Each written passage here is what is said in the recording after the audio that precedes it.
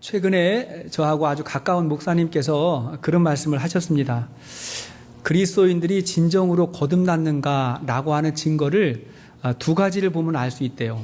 구원받았다, 거듭났다는 증거가 두 가지인데, 하나는 뭐냐면 식당에서 종업원에게 어떻게 하는가를 보고, 웨이트레스에게 어떻게 하는가를 보고, 둘째는 자기 아래 사람들에게 어떻게 하는가를 보라는 거예요. 특히 우리 목사님들에게 있어서는 부목사님들에게 어떻게 하는가를 보면 그 영성을 알 수가 있다는 겁니다. 굉장히 공감을 했어요, 제가. 이 두 사람들에게 함부로 무례하게 하면 돈과 힘이 있다고 사람들을 우습게 여기고, 인생의 목적이 섬김이 아니라 자기의 성공과 야망을 위해서 사는 사람이라고 밖에 볼 수 없기 때문에 그렇습니다. 저에게 여러분들 구원의 확신이 있냐고 묻지 말고 우리 두 분의 부목사님들에게 물으실 수 있기를 바랍니다. 우리가 진정한 그리스도인이라면 삶의 사소한 부분에서도 변화가 나타납니다. 세상에서 죄인이라고 손가락질하는 사람들일지라도 우리는 똑같은 방법으로 사람들을 대하면 안 될 것입니다. 사람들과 사람들 입에서 혹은 언론에서 터져나오는 많은 가십 기사들도 우리는 너무 쉽게 빠르게 반응하지 않는 것이 좋다고 생각합니다. 왜냐하면 시간이 지나고 보면 사실이 아니었고 거짓이었던 것들도 많기 때문에 그런 실수를 좀 줄였으면 좋겠다, 그런 생각도 듭니다. 또 다른 종교인들에게도 무례하면 안 됩니다. 그리스도인들이 타 종교인들에게 무례하면 안 돼요. 예수께서 세상에 그 당시에 죄인이라고 여겼던 바리새인, 사마리아인들, 세리에게도 구원의 기회를 항상 주시려고 애쓰셨던 것처럼 어떤 사람이라도 구원의 길과 가능성을 열어 놓아야 됩니다. 그러나 우리는 뱀의 유혹과 속임수는 반드시 구별해야 됩니다. 요건 구별해야 돼요. 뱀의 유혹은 그럴듯하고 아주 매력적입니다. 선악과를 먹어도 정령 죽지 않을 것이고, 그걸 먹으면 너희 눈이 밝아져서 하나님과 같이 될 거다. 너희들에게 더 좋은 일이 있을 거다. 무엇이든 할 수 있고 먹을 수 있고 더 좋은 세상이 열릴 거라고 그렇게 유혹했습니다. 오늘날도 사단은 여러 가지의 방법으로 우리를 유혹합니다. 여러 종교로, 문화와 문학과 예술의 이름으로 유혹합니다. 그래서 복음을 희미하게 하고 하나님을 왜곡하고 그 말씀을 자꾸 하나님의 말씀을 떠나게 하는 것입니다. 세상은 자꾸 선악과를 먹으라는 거예요. 괜찮다는 거예요. 이때 선악과를 먹으면 반드시 죽는다고 말하는 사람이 있어야 됩니다. 그게 교회예요. 다른 건 괜찮은데 배려해야 되고 사랑해야 되지만 선악과는 먹으면 안 된다고 말할 수 있어야 됩니다. 저는 부드러운 남자이고 싶고 그렇다고 착각하고 있어요. 그러나 하나님의 구원의 진리와 복음에 있어서는 절대로 타협할 수 없습니다. 복음은 타협할 수가 없어요. 타협할 수 있다면 진리가 아닌 겁니다. 복음은 타협이 안 돼요. 우리는 예수 그리스도가 유일한 구원자이며 진리라고 하는 사실을 타협할 수가 없습니다. 교회는 선악과를 지키는 거예요. 복음을 지키는 거예요. 그건 안 된다고 말할 수 있는 것이 교회입니다. 괜찮아. 무엇이든 믿어도 괜찮아. 어디에든 구원이 있는 거야. 라고 말하는 것이 들을 때는 그럴듯해 보이지만 그것은 복음을 타협하고 있는 것입니다. 다른 이름으로는 구원받을 수 없나니 천하인간의 구원을 얻을 만한 다른 이름을 우리에게 주신 이 없다고 하였습니다. 갈라디아서 1장 9절 이하의 말씀을 보면 사도 바울이 이렇게 고백해요. 우리가 전에 말하였거니와 내가 지금 다시 말하노니 만일 누구든지 너희가 받은 것 외에 다른 복음을 전하면 저주를 받을지어다. 이제 내가 사람들에게 좋게 하랴 하나님께 좋게 하랴 사람들에게 기쁨을 구하랴 내가 지금까지 사람들의 기쁨을 구하였다면 그리스도의 종이 아니니라. 사람들에게 좋게 보이려고 좋게 평가받으려고 다른 복음을 전하면 안 된다는 것입니다. 우리는 구원의 진리를 지켜야 됩니다. 그러나 아담과 하와는 사탄의 유혹에 넘어가서 죄의 눈이 떠졌습니다. 눈이 떠지니까 천국이 아니라 지옥이, 더 좋지 않은 것들이 눈에 보이기 시작을 했습니다. 죄로 인한 수치심, 부끄러움이 보이기 시작했고, 내 죄를 다른 사람들에게 전가하면서 관계가 깨지기 시작했고, 그러면서 하나님과의 관계는 계속해서 멀어지게 되었습니다. 이때 하나님께서 이들을 찾아오셨어요. 누가? 하나님이 이들을 찾아오셨습니다. 예나 지금이나 하나님은 죄악된 인간의 삶 속으로 찾아오시는 거예요. 우리가 하나님께 갈 수 없으니까 하나님께서 우리에게 찾아오시는 것입니다. 하나님께서 저와 여러분들에게 찾아오신 것을 감사할 수 있기를 바랍니다. 주님이 찾아오셔서 우리에게 구원의 문이 열린 것입니다. 그리고는 하나님께서 죄에 대해서 심판을 내리세요. 여러분, 죄에는 심판이 있습니다. 하지만 하나님의 심판은 파멸과 멸망으로 가는 것이 목적이 아니라 하나님의 심판은 우리를 구원하시려고 하는 자비와 긍휼이 목적입니다. 그것이 복음입니다. 오늘 말씀은 하나님의 책망과 심판 가운데에서도 나타나는 하나님의 구원의 손길과 흔적에 대해서 우리가 찾아보도록 할 겁니다. 이 이야기가 역사 이전에 벌어졌던 아주 사소한 이야기 같으나 이 안에 십자가의 복음이 들어 있습니다. 자, 그것이 무엇일까요? 첫째 기억해야 될 것은 하나님은 축복의 벌을 내리십니다. 죄인들에게 축복의 벌을 내리십니다. 여러분, 벌이 축복이 될 수 있어요? 벌이 복이 될 수가 있을까요? 물론이죠. 여러분, 학교의 선생님들이나 부모님들이 벌을 내리실 때 그 벌을 받으면서 더 잘못된 것으로 가기를 원하는 벌은 없어요. 모든 벌은 더 좋은 것을 발견하고 찾아가도록 이끌어가는 겁니다. 하나님의 벌도 그와 비슷해요. 하나님께서 남자와 여자에게 찾아오셔서 나름대로의 벌을 주셨습니다. 자, 먼저 여자에게 벌을 내리셨습니다. 16절을 보겠습니다. 16절 시작. 또 여자에게 이르시되 내가 내게 임신하는 고통을 크게 더하리니 내가 수고하고 자식을 낳을 것이며 너는 남편을 원하고 남편은 너를 다스릴 것이니라 하시고. 자, 여인의 벌은 임신하는 고통, 출산의 고통과 남편의 다스림을 받게 되는 벌이었습니다. 죄 짓기 전에도 여인들이 임신했습니다. 그죠? 그때도 임신했어요. 창세기 1장 28절 말씀을 보면 생육하고 번성하여 땅에 충만하라 했으니까 여인들은 자녀, 후세에 대한 사명이 있었습니다. 근데 죄를 짓기 전에는 그게 그렇게 큰 고통이 아니었는데 죄성이 임하고 보니까 여기에 고통이 찾아온 거예요. 그 고통이 더 가해졌습니다. 또한 자녀를 양육하면서 겪게 되는 고통도 커지게 되었습니다. 그런데 그런 일들을 감당하다 보면, 순종하다 보면 그 안에도 분명히 축복이 있다고 하는 것을 우리가 알게 됩니다. 여인에게 출산의 고통이 있지만 그러나 출산 가운데만 깨닫게 되는 큰 기쁨도 그 안에 들어 있습니다. 자녀를 양육할 때에도 아빠보다는 어머니가 더 많은 사랑과 헌신을 해요. 그래요, 안 그래요? 여인들이 더 힘들어요.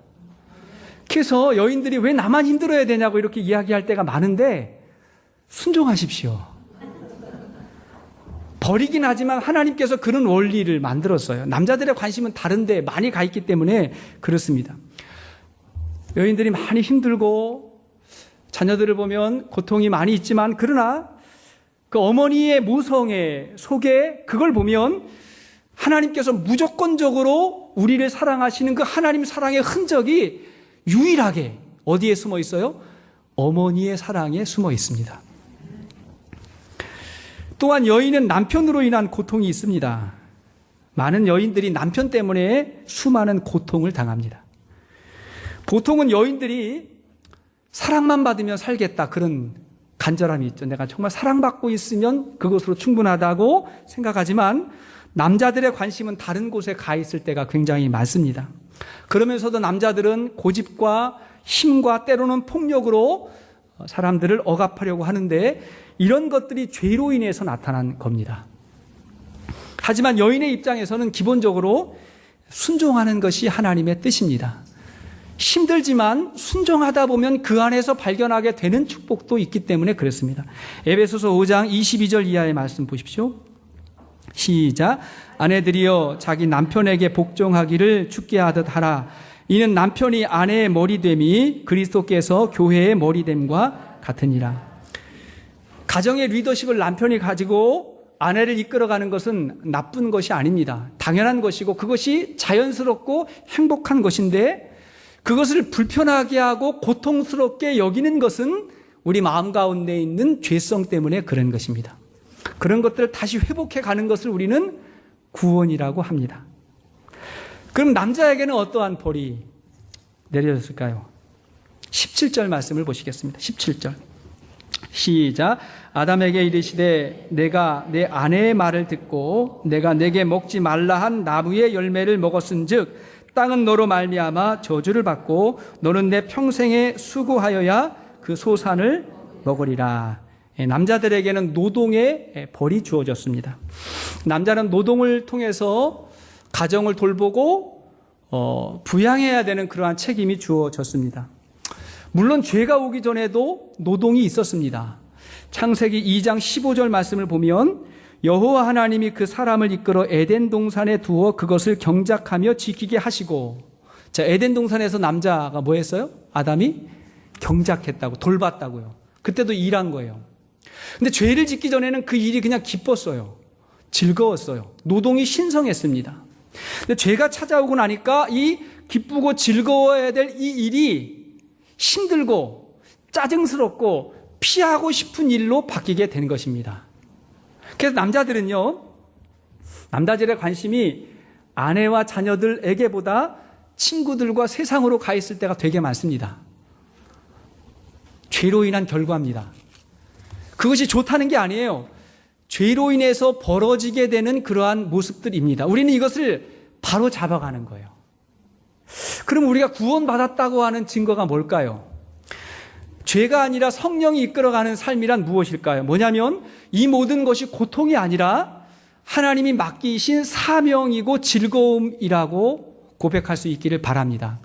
피할 수 없어요. 이 세상 가운데. 그럼 어떻게 해야 돼요? 하나님이 맡기신 즐거움으로 우리가 여기는 것입니다.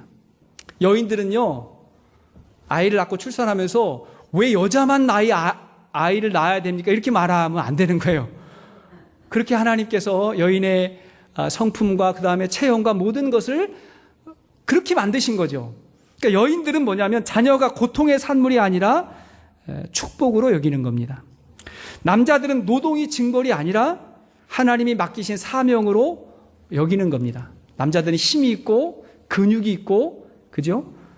이것을 하나님께서 맡겼다라고 서로 감당하는 것입니다. 이렇게 서로의 책임과 사명을 감당하면서 우리는 잃어버렸던 에덴을 우리의 가정과 우리의 삶 속에서 회복해 가게 되는 겁니다.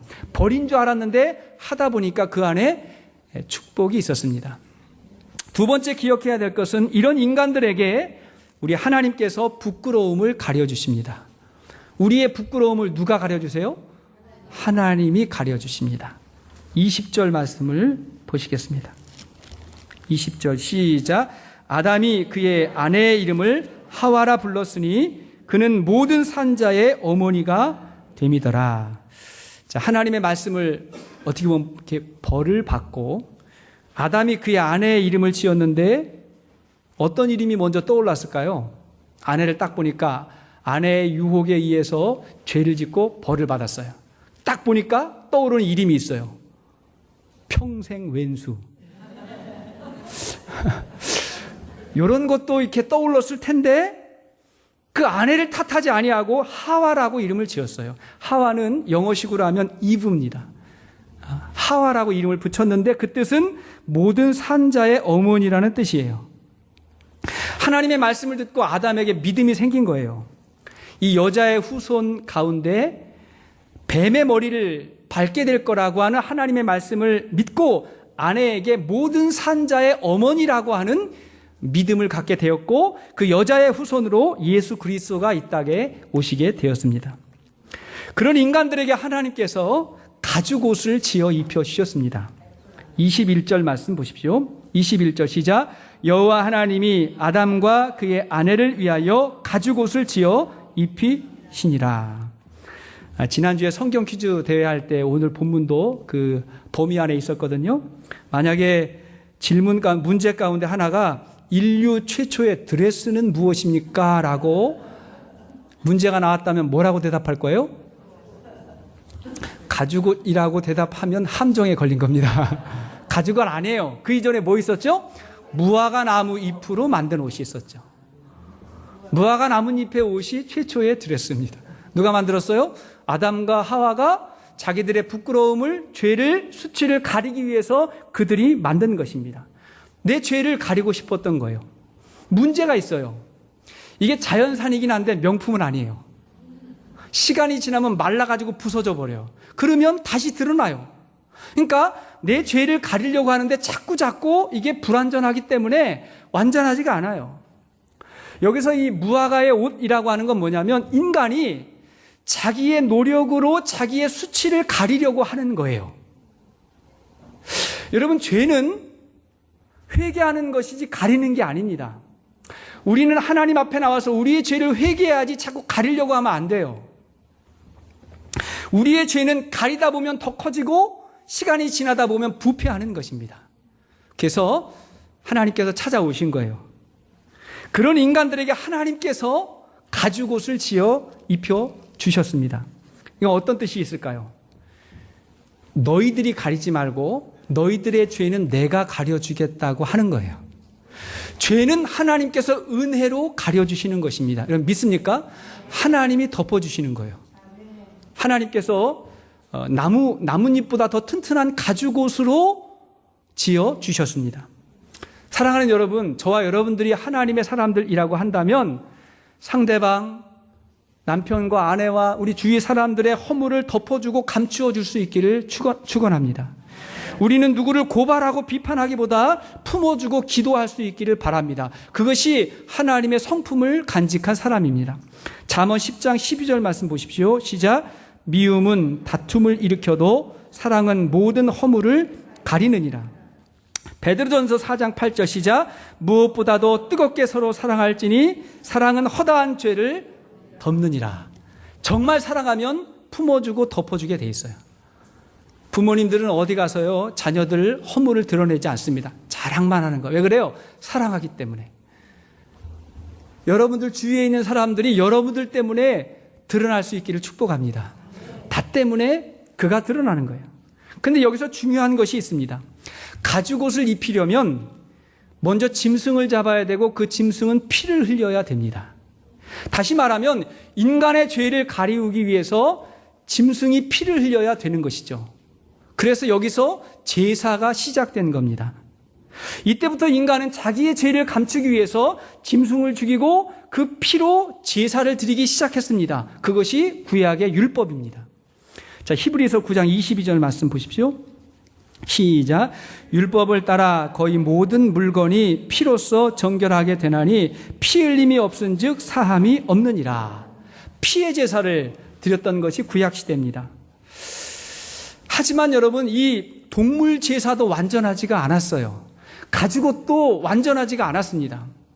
그래서 하나님께서 동물 제사를 허락하셨지만 동물 제사를 허락하심과 동시에 하나님의 마음은 장차 완전한 제사, 온전한 제물로 드려질 영원한 제사를 하나님은 계획하셨습니다. 그것이 무엇이에요? 예수님이 십자가 위에서 제물이 되는 것입니다. 로마서 3장 25절 이하의 말씀을 보시겠습니다. 시작. 예수를 하나님이 그의 피로써 믿음으로 말미암는 화목제물로 세우셨으니 이는 하나님께서 길이 참으시는 중에 전에 지은 죄를 간과하심으로 자기의 의로우심을 나타내려 하심이니 곧 이때에 자기의 의로우심을 나타내사 자기도 의로우시며 또한 예수 믿는 자를 의롭다 하려 하심이라. 하나님이 그의 피로써, 누구의 피? 예수님의 피로써 화목 제물로 삼으셨다. 예수님으로 인해서 하나님과 우리의 관계가 회복이 되었고 하나님의 의로우심으로 우리가 의롭게 됨을 받은 것입니다. 할렐루야. 이것이 복음이에요. 여러분, 우리는 무화과 나뭇잎으로 우리의 죄 가릴 수 없습니다. 우리의 행위, 우리의 선행, 율법, 많은 구제를 한다 할지라도 우리의 죄가 가려지지 않습니다. 동물의 가죽으로도 완전해지지 않습니다. 인간의 철학, 인간의 많은 종교로 인해서 우리가 죄사함 받을 수 없습니다. 오직 그리스도 예수의 보혈로 우리의 죄가 가려지게 되는 것입니다. 그것이 하나님의 방법입니다. 그런가 하면 세 번째, 이렇게 예수 안에서 하나님은 새로운 구원의 길을 열어주셨습니다. 그리스도 예수 안에서 하나님께서 우리에게 새로운 구원의 길을 열어주십니다. 여러분, 신앙생활이 뭘까요? 신앙생활은 뭐냐면요, 예수님하고 함께 다시 우리가 잃어버렸던 에덴을 회복해 가는 거예요. 다시 그 에덴의 축복을 다시금 회복해 가는 겁니다. 자, 22절을 보니까 22절 시작. 여호와 하나님이 이르시되 보라, 이 사람이 선악을 아는 일에 우리 중 하나같이 되었으니 그가 그의 손을 들어 생명나무 열매도 따먹고 영생할까 하노라 하시고, 하나님께서 아담과 하와를 에덴 동산에서 내보내시고 문을 걸어 잠궜어요. 에덴 동산에 문을 걸어 잠궜습니다. 여기 보니까 우리 중 하나같이 되었으니 하나님이 스스로를 복수로 취급하죠. 삼위일체 하나님입니다. 우리 중 하나같이 되었으니라고 하는 말은 인간이 스스로 선악을 판단하며 하나님의 자리까지 앉게 되었으니 이거예요. 하나님의 자리까지 그들이 탐하게 되었으니, 그러면 생명나무 열매를 먹으면 안 되니까 하나님께서 아담과 하와를 떠나보내시고 동산의 문을 걸어 잠그셨습니다. 그리고 그 동산으로 접근하지 못하도록 천사들로 막게 하셨어요. 왜 보내셨을까? 왜 그들이 그곳에서 생명나무의 열매를 먹으면 안 될까요? 죄의 싹은 사망인데 죄인으로 말미암아 영생할 수 없기 때문에 그렇습니다. 그것은 하나님의 뜻이 아닙니다. 생명나무의 열매를 먹으려면 죄의 문제가 사해지고 그것이 해결된 다음에 다시 돌아올 수 있는 겁니다. 여러분, 죄인으로 영원한 것은 저주예요. 죄가 해결되고 하나님과의 관계가 해결되게 되는 것입니다. 그래서 이 생명나무가 성경에 언제 다시 등장을 하느냐? 창세기 3장에서 사라진 이 열매가 언제 등장을 하느냐? 언제일 것 같아요? 요한계시록에서 다시 등장합니다. 요한계시록 2장 7절 말씀을 보시겠습니다. 시작. 귀 있는 자는 성령이 교회들에게 하시는 말씀을 들을지어다. 이기는 그에게는 내가 하나님의 낙원에 있는 생명나무의 열매를 주어 먹게 하리라. 귀 있는 자는 교회들, 저와 여러분들에게 하시는 말씀을 들을지어다. 누구에게? 이기는 자에게. 믿음으로 이기는 자에게 이 열매가 다시 주어진다고 말씀하셨습니다. 우리 하나님은 우리 인간에게 다시 생명나무의 축복을 주시기 위해서 아주 오랜 시간을 계획하시고 준비하셨습니다. 그게 역사예요. 아담과 하와에게 약속하신 여자의 후손을 하나님께서 예언하시고 예비하셨습니다. 이 땅에 죄가 너무 많이 들어와가지고 죄로 심판받을 수밖에 없는 상황이 되었을 때에는 의인 노아를 예비하셨습니다. 노아의 후손으로 아브라함을 선택하셔서 부르시고 그의 후손으로 오실 한 자손을 예언하셨습니다. 그의 예언은 아브라함과 이삭과 야곱과 요셉을 거쳐서 모세까지 이르게 되는데, 그들에게 앞으로 오실 예수님에 대한 예언을 끊임없이 하시게 되었습니다. 하나님은 모세를 통해서 율법을 주셨고 그 율법의 완성으로 오실 예수님에 대해서 예표하셨습니다. 하나님은 다윗을 왕으로 세우시고 다윗의 후손으로 오실 메시아를 예언하셨습니다. 다윗의 나라가 타락할 때, 어둡고 죄가 관영할 때 예언자들이 등장을 해서 그들에게 장차 오실 완전한 하나님의 나라 메시아의 왕국을 예언하셨습니다. 그리고 드디어 때가 되어서 크리스마스 사건이 펼쳐지게 된 것입니다. 갈라디아 4장 4절을 보시겠습니다. 시작. 때가 참에 하나님이 그 아들을 보내사 여자에게서 나게 하시고, 하나님의 때가 되어서 여자의 후손으로 오신 예수님이 이 땅에 오셨습니다. 그분은 최초의 예언대로 뱀에게 발꿈치를 상하셨습니다. 예수님이 십자가 달려 고난받으시고 피 흘리신 것입니다. 그러나 우리 예수님은 다시 부활하셔서 뱀의 머리를 밟으셨습니다. 승리하셨습니다. 그러나 사단의 세력들이 완전히 망하지 않았습니다. 예수님이 다시 오실 것인데 그분이 오시면 이 땅에 있는 어둠과 사탄의 세력들이 다 무너져 내릴 것이고 예수님으로 시작된 새 하늘과 새 땅의 축복이 열리게 될 것입니다. 그것이 요한계시록입니다. 그때 그 새로운 에덴으로 들어갈 수 있는 길은 유일한 길입니다. 많은 길이 아니에요. 유일한 길입니다. 예수께서 뭐라고 말씀하셨어요? 내가 곧 길이요 진리요 생명이니 나로 말미암지 않고는 아버지께로 올 자가 없다고 하셨습니다.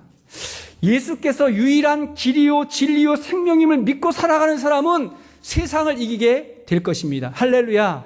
믿는 자는 세상을 이기게 될 겁니다. 믿음이 없는 자들은 믿음 지키기가 어렵습니다.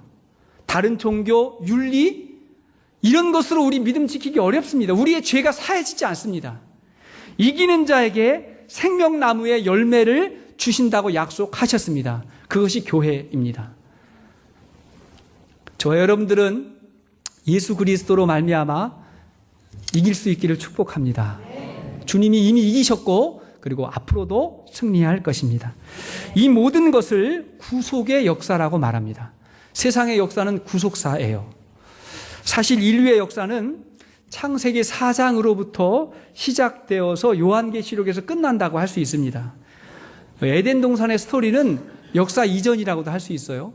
역사 이전인데 그때부터 에덴 동산을 떠나면서 거기서부터 메시아가 올 것을 예언했고 그러면서 역사가 시작이 됐어요. 그리고 주님이 다시 오심으로 세상이 끝나는 것입니다. 그것이 역사예요. 하나님의 관점으로 볼 때 역사는 구속사입니다. 우리 인간을 구원하시는 하나님의 구속사입니다. 역사의 중심에 누가 계세요? 예수 그리스도가 계십니다. 할렐루야. 사람들은요, 이 역사를 편견 없이 객관적으로 역사를 기록해야 한다 그렇게 이야기는 하지만 모든 인간의 역사에는 편견이 있습니다. 왜 그래요? 그 역사를 보는 관점이 다르기 때문에 그래요. 어느 관점으로 보느냐에 따라서 해석은 얼마든지 다양할 수 있어요. 완벽하고 객관적인 역사는 없습니다. 내 발자취가 어디에 있느냐. 자, 그렇게 볼 때 저와 여러분들은 하나님의 시선으로 하나님의 관점으로 우리의 역사와 우리의 삶을 구속사로 보는 것입니다. 하나님이 우리를 구원해 가는 그리고 완성해 가는 역사 속에 저와 여러분들이 살고 있습니다. 말씀의 결론입니다. 우리가 예수를 믿는다면 이미 의롭게 되었습니다. 예수의 피로 의롭게 되었어요. 그리고 의인은 믿음으로 믿음에 이르게 된다고 하였습니다. 우리는 예수를 믿기에 의롭게 되었고 의롭게 된 우리들은 또 믿음으로 살아야 돼요. 믿음으로 살아야 이기게 됩니다. 무엇을 믿을까요? 많은 것들이 있지만 오늘 말씀을 정리하면 세 가지예요. 하나님이 허락하신 것은 축복의 벌이라고 여겨야 됩니다. 하나님이 허락했다 그러면 피함으로써 해결하지 말고 감당하면서 순종하면서 그 안에 담겨있는 하나님의 축복을 발견할 수 있기를 바랍니다. 두 번째는 뭐냐면 하나님의 은혜를 사모하며 사는 겁니다. 우리의 힘과 노력도 물론 중요하지만 그러나 하나님의 은혜를 기대하며 살아가는 것입니다. 세 번째는 뭐예요? 무엇보다도 예수 그리스도가 유일한 길이요 진리임을 알고 그분을 영접하고 그분이 나의 구주요 주님임을 기억하면서 예수님과 함께 주님의 제자로 주님이 내 안에 우리가 주님 안에 거하는 그런 삶을 살아갈 수 있기를 주의 이름으로 축복합니다. 그러면 이길 것입니다. 옆에 계신 분들에게 한번 격려합시다. 예수와 함께 살면 반드시 이길 겁니다.